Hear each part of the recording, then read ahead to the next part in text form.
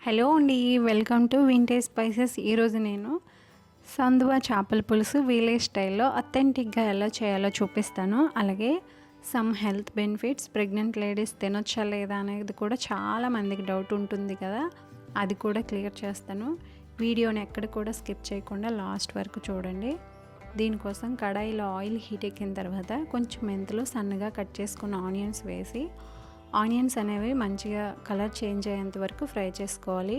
చూసుకోండి, మెంతులు అనేవి మరీ ఎక్కువ వేయకండి, చేదు వచ్చేస్తుంది. అందుకే కొంచెం వేసుకుంటే సరిపోతుంది.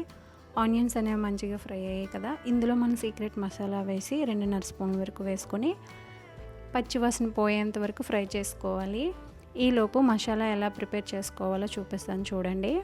కొంచెం అల్లం, వెల్లుల్లి, కరివేపాకు, ఒక ఆనియన్, 3-4 పచ్చిమిర్చి, హోల్ గరం మసాలాలన్నీ వేసుకోవాలి. అలాగే గసగసాలు కూడా కన్ఫర్మ్గా ఉండేటట్లు చూసుకోండి, అప్పుడే మనకి చేపల పులుసు అనేది చాలా బాగుంటుంది. 1 స్పూన్ ఆవాలు, 2 స్పూన్ల ధనియాలు, 1 స్పూన్ జీలకర్ర, కొంచెం మిరియాలు, ఎండు కొబ్బరి, పచ్చి కొబ్బరి ఏదైనా పర్వాలేదు, కొంచెం వాటర్ వేసుకొని మెత్తని పేస్ట్లా గ్రైండ్ చేసుకోవాలండి. చూడండి, మసాలా అంతా కూడా మంచిగా ఫ్రై అయింది కదా. ఇప్పుడు ఇందులో మనం కట్ చేసుకున్న టమాటో ముక్కలు వేసుకొని కలుపుతూ మెత్తగా మగ్గించుకోవాలి టమాటాలు అనేవి. ఇందులోనే కొంచెం పసుపు, కారం వేసుకోవాలండి. చెప్పడం మర్చిపోయాను, నేను ఆల్రెడీ చేపలకి ఉప్పు, కారం, పసుపు కలిపి పక్కన పెట్టుకున్నాను ముక్కలకి, అందుకే ఇందులో ఓన్లీ టమాటాలకు సరిపడా వేసుకుంటే సరిపోతుందండి.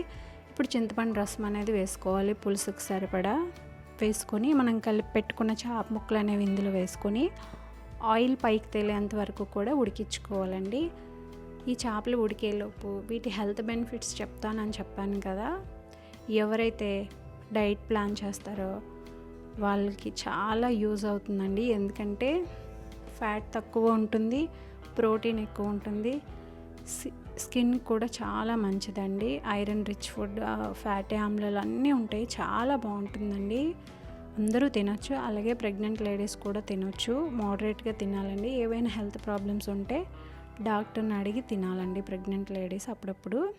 చూడండి, పులుసు అనేది మంచిగా మరిగి ఆయిల్ పైకి తేలుతుంది కదా, ఈ స్టేజ్లోనే ఒకసారి ఉప్పు, కారం అన్నీ సరిపోయేలేవా చెక్ చేసుకొని ఏదైనా అవసరం ఉంటే వేసుకోవాలి. చూడండి, చేప ముక్కలు అనేవి మంచిగా ఉడికినాయి కదా, ఆయిల్ కూడా పైకి తేలింది కదా.